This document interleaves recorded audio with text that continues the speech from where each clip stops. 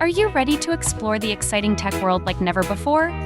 Welcome to Better You, the podcast where we dissect the latest in business, technology, and startup trends, all with a keen focus on growth.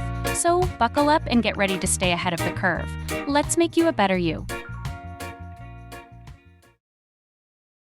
This episode is brought to you by Propel Auth, the easiest way to make authentication your advantage. For B2B SaaS companies, great authentication is non-negotiable, but with Propel Auth, it's more than just functional, it's powerful. With tools like managed UIs, enterprise SSO, robust user management features, and actionable insights, Propel Auth adapts as your product grows. And the best part, when Auth is effortless, your team can focus on scaling, not troubleshooting. That means more releases, happier customers, and more growth for your business. Check them out at www.propelauth.com. That's www.propelauth.com. Folks, welcome to another episode of Better You. I am back today again with one of my really cool friends. She's here. We're going to talk about some really exciting topics. I know you folks met Andrea before. Andrea, how's everything going? Are you all already all set for the holidays? Yeah, more or less. Things are good. Kind of all geared up, getting ready for next week is my last week of the year. So finishing early. You know, as a salespeople, we hate December because all the buyers, they go away and they don't come back until first week of January. So we have to wait for our contracts to be signed in January. So I totally, I do not align very well with your sentiment of life in December. Yeah, I know for sales, December is busy and frustrating. Yeah. And I don't know if you felt, we just had an earthquake, 6.0, and it was pretty exciting earthquake. My whole desk just shook. So, Andrea, I'm really enjoying your new LinkedIn posts. I know you're very active on LinkedIn, and I know you were very active or still active on Instagram. Thank you so much for putting your voice out, because a lot of people, they don't do it. And you have wealth of experience working with so many people as an executive coach. So we need more people like you who can share voice without charging too much, and learn from those little snippets on LinkedIn and social media, and then pursue, the bigger engagement where you can add more value into our life. So today's topic, it's a very interesting topic because, I grew up in India, and there's a line in India, my mom, or all the moms, to be honest, used it. It says, it's related to cooking, what I'm going to say, because my mom used to cook a lot, and I always underestimated that, hey, mom, this is, I don't want to eat this. This food is not delicious. So she will always say that, Ghar ki Murgi, Daal, Barabar. So Ghar is the Hindi word for home, and Murgi is a chicken. And Daal is a lentil, because chicken is more expensive than lentils. So my mom always used this line, and I'm sure a lot of Indian folks, they know what I'm saying, that as you have something at home, as I'm in your life, as I'm giving you a cooked food, you don't appreciate it enough. So then what I noticed that in our personal lives, when we start dating, we are very excited about first 3 months, 6 months, 9 months, honeymoon period. Then eventually we settle down in a relationship, and then we start criticizing, start nagging, start saying stuff, and start pinpointing stuff, right? In the same way, what I have noticed that in the corporate world, there's the same behavior I have experienced. It may not, but people may not experience this in a large organizations, because large organizations, they already have HR processes in place, more red tape, more processes, more people. But in early stage startups, when you are only 2-3 people company, and suddenly you bring somebody from outside, which is the person who's not a co-founder or founder, and then this person comes in, and he or she puts all of his or her efforts building the foundation for the company. And then first 3 months, 6 months, 9 months, a year maximum, founders are very excited. But then this person is, let's say, sort of a lead magnet to hire more people into the company because you brought this amazing person who is attracting all the new talent. Because it's very hard sometimes for early stage startups to hire top performers, because top performers always feel that if there is already someone there who's not a co-founder and a top performer, then people will start coming in. Otherwise, it's very hard to bring a good talent. And this is what I have experienced that startups, they always struggle with. So what I want to focus this discussion on, that what is that mindset of founders and leaders, so-called leaders, or who are on the path to learn leadership, and how can they recognize this behavior? And once they recognize this behavior, how they can fix it, right? So what I did was, I didn't really know the English meaning of Ghar ki Murgi Daal Barabar. Then I went to ChatGPT, I got on Google, I searched multiple articles, a lot of stuff here and there. Then I found this line, it's called familiarity breeds contempt, right? And this is what this is what we're going to focus on this episode. So let's start with your take on this, Ghar ki Murgi Daal Barabar. How do you feel about it? Do you think it happens in corporate life? I know it happens in personal life. What's your take on it? Yeah. This is a really interesting topic. I don't really hear people talk about all that much. So, a big part of what I do is we call it help people be more human at work, or embrace their humanity. And sometimes it's not always exactly clear to people what that means, but this is one of those things, right? That's very universal across all cultures. It's in your personal life. It's in your work life. It's in startups. It is in big corporations. I see it all the time. And what I think the core of it is, my take is a little bit different than familiarity breeds contempt, which I think is part of it. But the other part is that we idealize people. We're not really seeing them for who they are in all of their humanity and all of their positives, with all of their challenges, with their skills, with, where they could learn. And when we hire somebody, or when we start dating somebody, kind of the same way, we're like, this person is amazing. They're perfect. There's nothing wrong with them. They're going to be everything I need in the world. They're going to, we're going to get married, or we're going to hit 100 million in sales, or whatever we're trying to do. And we cannot see the reality of the human that we're working with. And so a big part of what I work with people on is how to see their own humanity, what's real, and how to see the humanity in other people. Really, it's just like what's real. And so when we hire people with this very idealistic, optimistic version of them, then when we start seeing what's real over time, which eventually always happens, we're super disappointed. When we start the process of this is a real person who's not perfect, and we work with them over the next, 3, 6, 9, 12 months, knowing that we don't have this crash in expectation and understanding, because we knew all along that this is a real person who's not perfect. Does that make sense? 100%. And, I wrote a Medium article about it to raise more awareness. Because in Indian culture, this is a very normal statement. And then as a fun statement, we always use it. And I totally aligned what you just said. One of the key points which I highlighted, when this happens, this phenomena happens, the overexposure and the loss of novelty.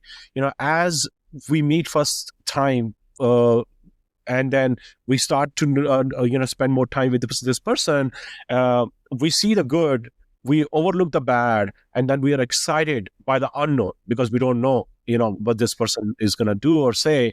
And then as we get more familiar with this person, the novelty wears off, right? Which is a sad part. And because, as you said, right, because then we start comparing this individual with other people as we hire more people in the company, right? And I think another thing which I want to highlight, talk to you about this in the same topic, the criticism. Initially the things that we really, really liked about this person, and now we are comparing this individual with other people. there is this mindset of criticism. Look how well this person is presenting. Oh, look how well this other person said the same thing in a different way. So, Andrea, what is that mindset behind the scene? As a leader, people especially who are in the management role, what do they think about when it comes to comparing two individuals who are top performers and also trying to do the same task, but they have a different style? And I think this is where I am seeing a pattern with the founders, where they are comparing early employees, and they are causing a serious churn in the company. I mean, I think this is still related to this idealization process. A lot of founders think that they're going to hire someone and they're going to save the world. They're going to save the company, right? I'm going to hire this person, they're going to sell all the things, and we're going to be fine. Or whatever, right? This person is going to build the product in the way that's going to be amazing and we're going to be saved. And so they put this sort of like savior perspective on somebody, which nobody can live up to. And then if they start failing, they start looking around for another savior. Oh, maybe this guy's the savior, or maybe it's this guy. And then they start doing this comparison thing and they start criticizing. And oftentimes too, like there's this whole mindset that criticizing is motivating, right? And it's not. Nobody has ever been motivated by criticism. And if they are, it's very temporary, it's very toxic, but it's a very important part of our culture that people think is true. It also really, like what I think you're illustrating here is it erodes teamwork, it destroys trust, it really pits people against each other, and each person is trying to be the one that doesn't get criticized or the one that saves the company, instead of how can these two people work together with their different strengths and weaknesses and be like a super high-powered team together. Even if they're not working super closely together, like, maybe you take these clients and I'm taking these clients or prospects. But I think that the sort of early stage leadership way is, well, this is going to be motivating by criticizing them and pitting them against each other. I just don't see it working. Very interesting. I want to actually share the story with you.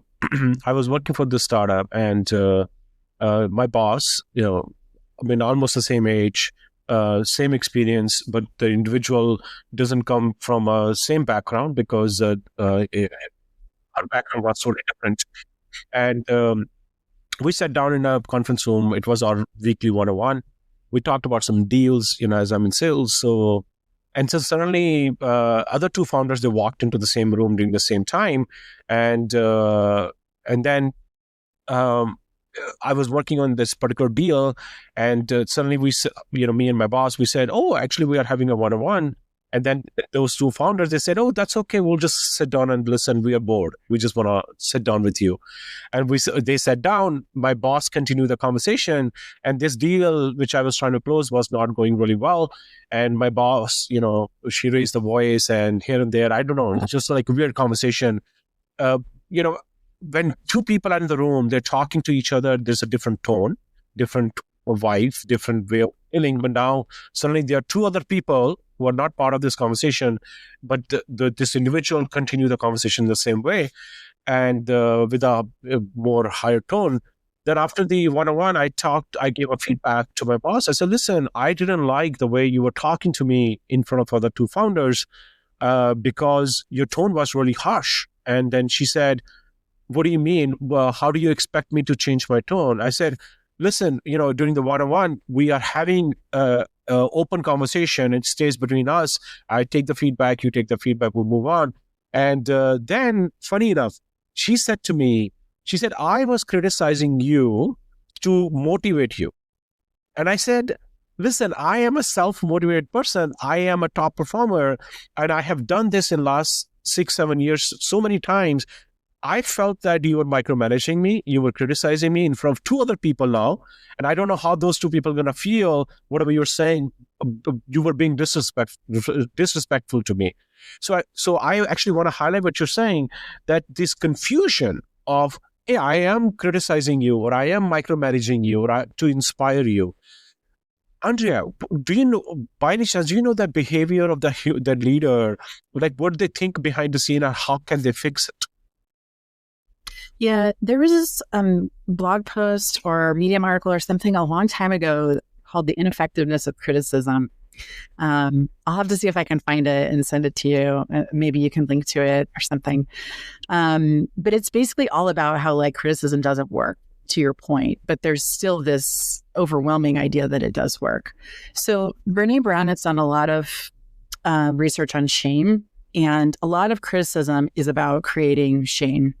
And what she has found in her many years of research is that there is no benefit to shame at all. Like, it is a completely unproductive function. Or if there is something valuable about it, we haven't discovered it yet through research. So, because basically it shuts people down, it freaks them out, it makes them go inwards and not be able to do the thing that they're trying to do. So actually, by creating shame in somebody, by criticizing them or embarrassing them or whatever, you're actually making it harder for that person to succeed instead of easier. So this just like hasn't made its way all the way through to popular culture and leadership culture yet. I'm hopeful that it will, but we can do so much better by building somebody up, by understanding their problems, by encouraging them in their strengths, by asking them where they need help and support, and having them leave that meeting like, wow, like I can actually do this, or I have the support in the places where I'm struggling to move forward, instead of shame sort of shrinks us and we're like, well, now I don't have support and I still have this big problem of trying to close this deal, whatever we're trying to do, which is worse than where we started. You know, actually, I want to share something with you. So, my daughter my daughter is going to college now. So I grew up in India. So when she started going to school in US, when she was born in US, so I was very interested to understand US school system. So I said, my daughter's name is Jasmine. I said, Jasmine, so this is your grades. Do you know by any chance what's the grade of your friend? She said, no, she does not.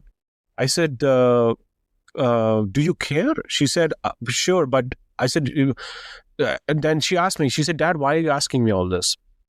Because in India, during my days in India, 1990s, school system was that your teacher will say your grade in front of 80, 90 or 100 students. And now either you're D, you're A, B, C. And then now as a kid, I was already filtering out people I really want to hang out with or I don't want to hang out with. And then I already was figuring out in my head who's going to bully me because I got C and this person got A. And then, as I started learning more and more about how US works in comparison with India when it comes to school, it was very clear to me the shaming piece. I think this is something we learned in our life growing up in India, that if you make people more shameful, they will do better. But I think there's a damage as a human being. There's a damage that we go through. And, we are in Bay Area. Bay Area is majority of folks are Asians and Indians, and especially tech world, there are a lot of Indians out there. And I'm not generalizing anything. I'm just saying people I have dealt with or people I have heard the stories that the same behavior, because these folks, they are not leaders. I mean, I really like Simon Sinek. He said about the leadership, he talks about leadership a lot. Like there are a lot of people, they think they're leader, but they're not leader because they don't know how to lead people. That goes back to the point, the shaming piece, right? If you're shaming somebody, your direct reportee, and now you think that you're inspiring that person, that's a bad leadership skill, right? Now, problem is, other person doesn't know, so other person keep doing the same thing over and over with other people, and eventually that toxicity or the toxic work culture shows up, right? Now, so going back, joining the dots, as Steve Jobs said, you can understand life when you look backwards. And now I understood that part. Now my question to you is, what is that suggestion that you have for this folks who are early stage founders. They're trying to be a leader and they dived in, but now they need to learn and they don't have access to executive coach or they don't know how to do it. What is your suggestion for those folks, how they can improve themselves? Yeah, I mean, I think the tricky part is that most of our bosses in the past operated in this way, our leaders, right? And so we're just sort of copying what happened to us and thinking, I guess this is how it works, and trying it. And sometimes it works kind of. And so I think it's important for founders to know that like we're sort of in this new paradigm of leadership now, like maybe I don't really know, maybe like the last 5-10 years, where we're really starting to break away from this is just like the way things are in leadership. And there's a lot more research and there's a lot of really interesting work being done to figure out new and better ways of doing it. So I think just for founders to know that, like, read the research, read some of the books like about people that have like done a lot of research like Brené Brown and are bringing that into the leadership world, and start to educate yourself around new and better ways of doing things, because that's going to be your competitive advantage, right? There are people who are super smart and super hardworking, and if they're not finding like new ways of doing things, there's a lot of people that are super smart and super hardworking. You've got to find these competitive advantages. And where I see most founders fail is in building teams, getting people like really loyal and really high performing, and hiring too. I think hiring is really important. And this is a part of what we're talking about here. We haven't quite gotten to it yet, but I think for them to like get yourself a leadership education, whether it's through books or whether it's through free online classes or whatever, or mentors. And not every coach is expensive, right? Like some of us are and some of us aren't, but it all helps. So do what you can do, and it will really help your success as a leader, in my opinion. Yeah.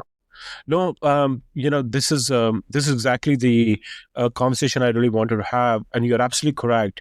One of the things when I was writing this article, I thought about this in detail, and of course, I leveraged ChatGPT to understand too. There's some few key points which I learned as I was thinking through this while watching YouTube's, reading articles, and one of the things it highlighted that.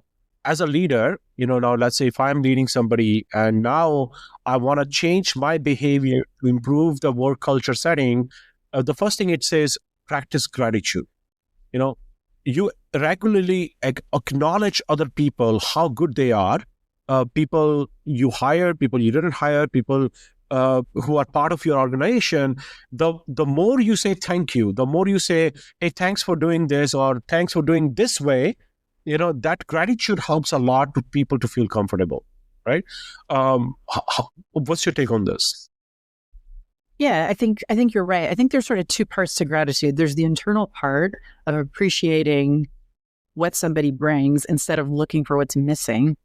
Like instead of Neeraj sold $1 bazillion in sales, I'm focused on like the 2 deals you didn't close, which is what a lot of leaders do. So you're looking at the parts to criticize, you're looking at the parts that are missing. If I focus on like, wow, he's only been here for 6 months and he's closed like all of these deals and it's been really amazing. Okay, a couple of them didn't work out. It doesn't mean we ignore those, but we might say like, I can really appreciate what he's bringing to the organization. And then there's the part of actually expressing it, which is also important because you need to feel appreciated and valued as well. But for leaders, they have to do both pieces. Sometimes people do gratitude like the whole point of it is just to tell you, but it's really about your like area of focus. Like, am I focusing on what's going well or am I focusing on what's going wrong? Very nice. Yeah. No, you're absolutely correct on this part. And, one, you show off like you fake gratitude versus genuinely a genuine gratitude. And other people can feel it. That's very important. And because I notice, again, I know I do talk about this, but the reason I talk about this in open media now, because these things happens all the time in the rooms, in the work settings. So, for example, taking credits from other people, you are doing all the work, and behind the scene, Your boss is taking the credit and then in front of you saying thank you, but in front of 2 other people, 10 other people not saying thank you to you. That also creates a really weird environment, because I have seen this where this individual acknowledged amazing work I was doing, but never acknowledged the amazing work I was doing in front of other people. So when I was leaving the company, as a feedback, I gave it to this individual. I said, you always said thank you to me in my one-on-ones, but you never said thank you or a great job or great work in front of the whole company or in front of the other people. And you won't believe, when I left this organization, this person called me and said, I never acknowledged that how amazing you were and you helped us to raise so much money. Now you're leaving. I just want to say this, that I learned a lot from you with the feedback you gave me. So again, right, one-on-one gratitude versus genuine gratitude, where you are acknowledging the behavior. Another thing which I was thinking in the same note, I have never tried this. I never had a chance. Maybe I would love to hear your thought. It says introduce novelty, introduce new experiences, like as any relationship, personal and professional. Like in personal relationships, we go and do date nights, we go out, try something new food, new places, new resort, and so on. In the work setting, what are the different things that we can think about? Like, creating the new environment, new challenges where everybody stays excited and motivated. I think that's also another topic to talk about. Yeah. I mean, I think the obvious piece of this is team building, where people go and do stuff together. And that's sort of the point of it, is like, if we have fun together, there will be more novelty and it will be more interesting. I think a little more sophisticated version of that is really just getting to know people, right? How many people that you're working with know all about Jasmine and what her beginning of college is like, and what your relationship is like with her, and what your experience of being a dad to her has been, and how is it changing now that she's like away at college, and how is your relationship as an adult father and an adult daughter starting to come together, and what would that tell them about you and who you are as a salesperson and as a leader in your organization. Like, people don't even think about that sort of thing. But that adds a whole other aspect of your humanity, and it's novel, and it makes me understand you differently and see you in a much more like realistic and fleshed out way, instead of just like Niraj the sales machine, where we just like get him on calls and he like turns out money, right? That's like this very narrow, not realistic version of who you are. You're all this other stuff. So I think people think we have to like go on this amazing trip with the whole sales team, or we have to go do this really fun activity. But it can be as simple as like going for a walk around the block and getting to know somebody in a different way. Yeah. Oh, this is actually a very good point you highlighted. When you show genuine interest in other people's life, people feel that, yes, I belong to this place. I belong to this team, and I'm going to contribute more. And if everything is transactional, so it is transactional. Like you will check out as soon as the transaction is done. I'm so glad you mentioned this. Like paying attention to what else is going on besides work in your life. So that creates that feeling that, yes, I am here. These people, they care about me, and I'm going to be here, right? Yeah. And this thing I want to highlight for startup founders, because they don't have the money to take the whole team to Hawaii or like some fancy thing, right? And it doesn't matter. I was talking to Ida yesterday, one of our mutual friends, about like what we used to do at my first startup, and like for Christmas presents, right? We didn't have money for huge Christmas bonuses. We were like, are people gonna be upset? Are they gonna feel like they wish they were somewhere else? And what we did was we bought personal Christmas gifts for everybody on the team. Like, we knew them well enough to know this person needed a TV for their room. They were like 24 and they didn't have very much money. This person needed a new laptop. This person needed a camera, like whatever. Like, I mean, it's a long time ago, cameras, but like when you know someone well enough to buy them a Christmas gift, none of them were over like $500 or something like that. If we had given them a $500 check, they would have been like, okay, that's kind of whatever. the fact that we gave everybody these personal gifts, like it really touched them and they remembered it for years. And people still reach out and are like, remember when you got us these things? Yeah. With a small number of people, like they felt really connected and cared about and known, right? And that's what humans want generally, whether it's in our home relationships, our friendships in the community, or at work. We want to be seen, we want to be known, we want to be appreciated and valued for what we bring. We don't want to be shamed, criticized, or like feel like we're just a transaction. So startup founders actually have an advantage here because they don't have 10,000 employees. They have 3 or 10 or 50. And I think that they can be an overlooked opportunity. Brilliant point. And that shows that you as a leader took time to find what this person or people in your team really likes, and you spend some time figuring out, and then you acknowledge that this is how I'm going to address this personal interest, right? So, Andrea, another thing which I saw in my personal experience with some founders is the lack of communication, lack of open communication, putting things under the rug. Okay, there's a conflict. I don't want to do it. I don't have time, or I don't know how to do it. I don't have energy. I have no interest. Just put things under the rug. And as things goes under the rug over and over and over, this gets piles up. And then eventually people start leaving the organization. Now, I just never understood this. I was really bad in handling conflicts, but eventually I learned as I started spending more time with more smarter people like you. And now, I think to founders, I really want to highlight 2 things in this conversation with you, because as you do coach so many people, what is the challenge on addressing the conflict, and then how can we do better as a leader in understanding the challenges, conflicts, and then addressing those conflicts? Because lack of open communication, I strongly believe, is another challenge where you're not spending, or you're not saying enough to your top performers, to your people in your organization, and they don't feel that they belong there, and they leave. Yeah, it's a great point, and it's a really huge problem that I see in basically every organization. I mean, nobody likes having conflict, right? Almost nobody.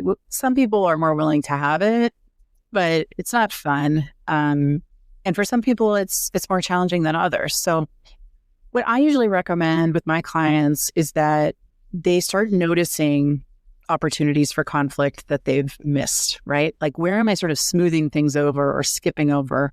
And for a lot of people who are very goal-oriented, they're pushing forward. We got to close this deal. Once we close this deal, once we hit this goal, we can deal with some of this stuff. And then they never really do it. So you're kind of like building on this foundation that's shaky, right? And so you've got to go in to that foundation and talk about stuff and be honest and have some conflict, and then decide if you want to build on it or not. Otherwise, you start building on this shaky foundation, everything collapses, and you have a lot of other big problems. So a big part of avoiding conflict is not being able to tolerate how you're feeling. So emotional intelligence, right? How am I feeling?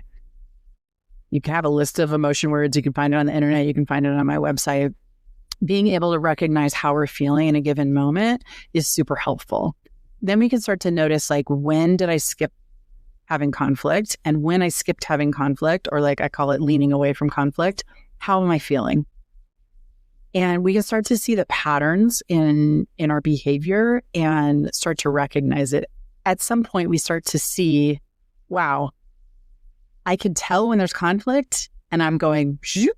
At the beginning, we don't even know we're doing it. It's just like automatically doing other stuff, and there's no awareness that we're avoiding the conflict. With practice, we can see that we're avoiding conflict. We can notice our emotions. As we build some tolerance for those emotions, we can start to have the conflict. And it's uncomfortable and it sucks at first, but we're building those foundations that are solid so that we can build our company or our team on something really solid. So I was literally just talking to a client about this before we started here. It's such a common thing, and very common with high achievers. So I don't know if that's a little too high level or not, but that's kind of how we approach it. I saw your video with Simon Sinek, I think you did the same exercise with him where you were asking him to feel the energy and he said, oh, I don't really know how to do this stuff. That's correct, right? I saw that video.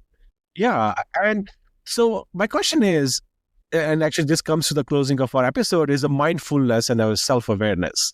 The mindfulness is where you take a long, deep breath, you understand, yes, there is a problem. And then you understand that self-awareness, that yes, I may be the cause of this problem. Let me work on it, right? So my question is, why do people, they afraid of taking this long, deep breath and trying to feel the energy in their body and then trying to take the full responsibility that maybe I'm the problem of this whole thing and I should find a solution to it?